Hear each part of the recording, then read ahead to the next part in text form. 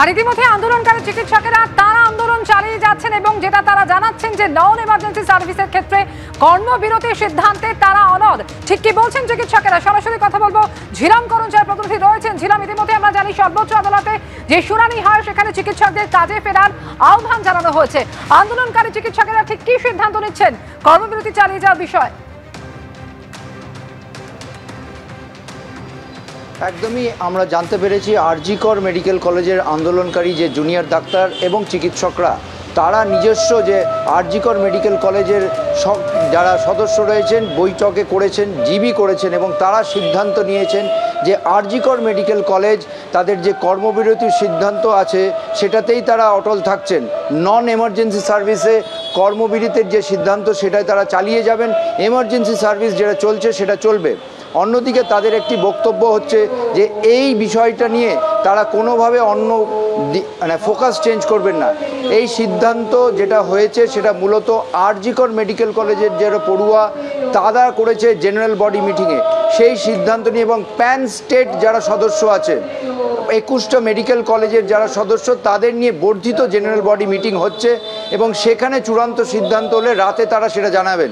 তবে তোমাকে জানিয়ে রাখবো আরজি কর মেডিকেল কলেজ হাসপাতালে যারা আন্দোলনকারী চিকিৎসক পড়ুয়া তারা এখানে আন্দোলন চালিয়ে যেতে একমত হয়েছেন এবং এমার্জেন্সি সার্ভিস ছাড়া নন এমার্জেন্সিতে তাদের সিজ ওয়ার্ক চলবে বলেই জানা গিয়েছে এবং বর্ধিত জিবিতে চূড়ান্ত সিদ্ধান্ত কি হয় এখন সেটাই দেখার।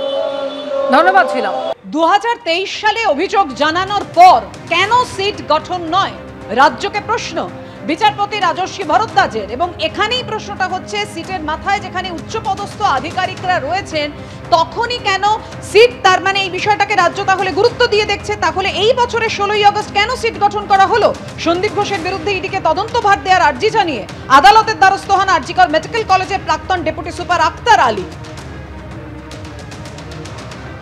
কথা বলবো, আমাদের সঙ্গে রয়েছেন আমাদের প্রতিনিধি সৌভিক মজুমদার। সৌভিক, তাহলে 16ই আগস্ট মানে অভিযোগ জানানোর পর সঙ্গে সঙ্গে কেন সিট গঠন হলো না?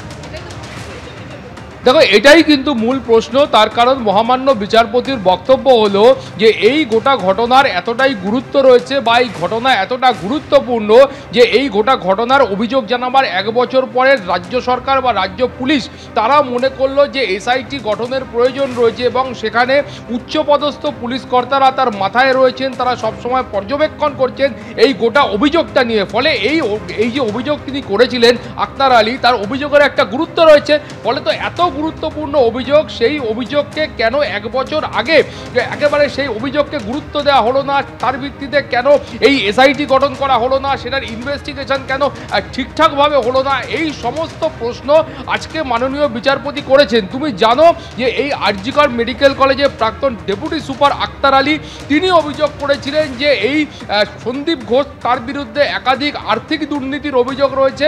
ফলে এই মামলা অবিলম্বে ইডিকে দেওয়া হোক। তার কারণ শুধুমাত্র এই একটি ঘটনা নয়, একাধিক দুর্নীতির সঙ্গে সন্দীপ ঘোষ যুক্ত আছেন এবং একটা বড় আর্থিক তছরূপের সঙ্গে তিনি যুক্ত আছেন।